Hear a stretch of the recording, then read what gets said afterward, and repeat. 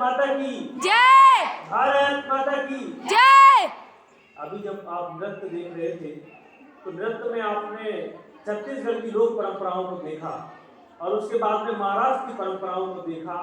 और जब हम किसी भी लोक कला को या लोक परंपरा को देखते हैं तो ये कोशिश करते हैं कि अपने देश को जानने का समझने का प्रयास करते हैं। सैलागढ़ी नृत्य हो या महाराष्ट्र का लावनी नृत्य हो, एनएसएस की इन्हीं कक्षाओं में बैठकर जब हम एक देश की बात करते हैं, एक राष्ट्र की बात करते हैं, एक भारत श्रेष्ठ भारत की बात करते हैं तो कई बार ऐसे प्रश्न, इसमें से बहुत से बच्चे ऐसे होंगे जिनको लगता होगा कि एनएसएस करते करते हम प्रशासनिक सेवा की तैयारी करना चाहते हैं। तो मुझे तो ये लगता है कि अगर आप जब प्रशासनिक दृष्टिकोण से एनएसएस के प्लेटफॉर्म को देखते हो तो उसमें आपको पूरा एक भारत श्रेष्ठ भारत दिखाई देता है। और जब एक भारत श्रेष्ठ भारत को देखते हो, आपने सुबी का नाम लिया, आप में से 4000 या 8000 लड़कियां हैं।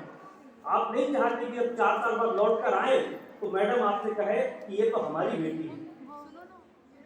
6 साल बाद जब लौट कर आए तो प्राचार्य महोदय कहे कि रंजना, संजना, कभी सुरभि, आओ पहले चाय पीते बाद में चर्चा करते हैं। अगर एनएसएस में आना है, इसी संपत्ति बनने के लिए एनएसएस में आना है तो एनएसएस में आइए, वरना तो 8000 लड़कियां यहाँ से निकल कर चली जाएंगी, कब हो जाएंगी हमें भी पता नहीं चलेगा। इसलिए एनएसएस बहुत कुछ सिखाता है। अभी कुछ दिन पहले सर नेहरू युवा के कार्यक्रम में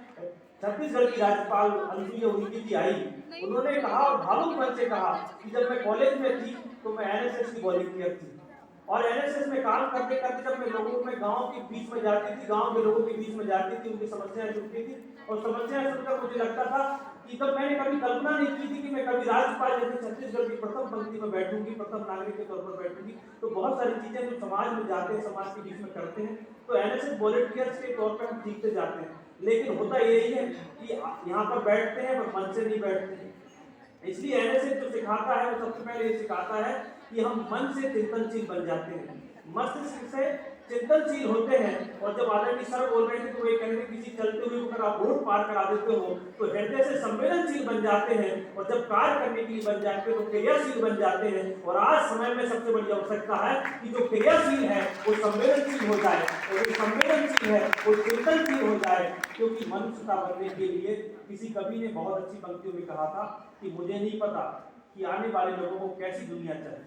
कैसी हवा चाहिए, कैसा पानी चाहिए, पर इतना तो तय है कि आने वाले लोगों को ढेर सारी करुणा चाहिए। उस करुणा के लिए हम सब लोग मनुष्य बने और मनुष्य के लिए जब हम समाज में आते हैं, किसी पीड़ा को देखते हैं, कभी नहीं लगता आपको जब आप कैंप में 15 दिन 7 दिन के लिए एनएसएस कैंप में जाते हैं, बहुत सारे लोग जाते हैं कैंप में 7 दिन रहते हैं, ऐसे कितने बच्चे होंगे जिन्होंने बरसों से उगते हुए सूर्य की लालिमा को नहीं देखा होगा।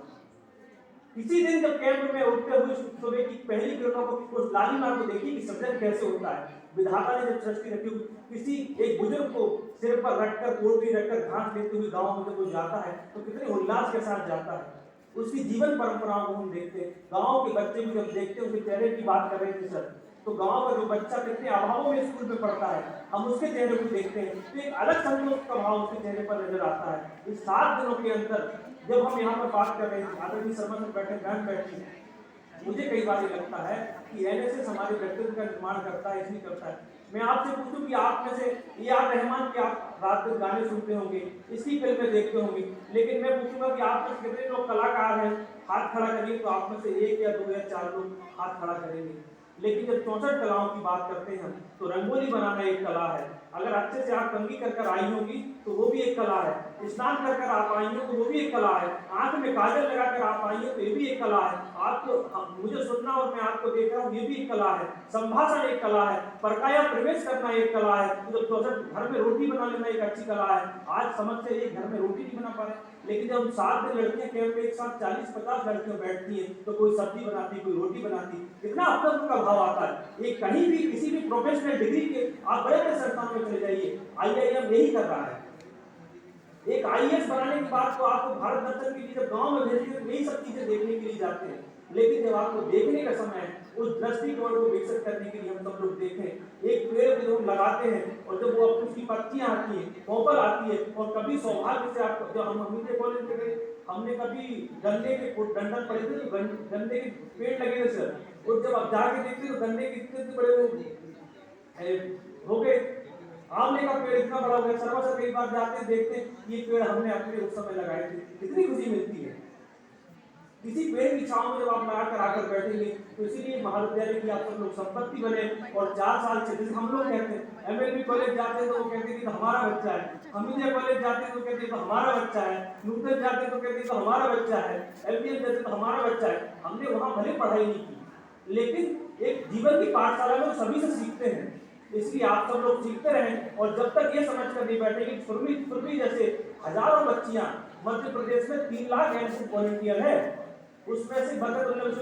विद्यालय में 80,000 वॉलंटियर से उसमें से 4 लड़कियों का जब चयन हुआ तो एक गवर्नमेंट कॉलेज की सुरभि कितने छोटे से गांव से आती है, कभी उसने कल्पना भी नहीं की होगी कि वो यहाँ पर कॉलेज में आकर इस मंच में आकर छत्तीसगढ़ के गणतंत्र दिवस की कभी कल्पना नहीं सोची। हम तो उस पर इतने सामान्य जगह से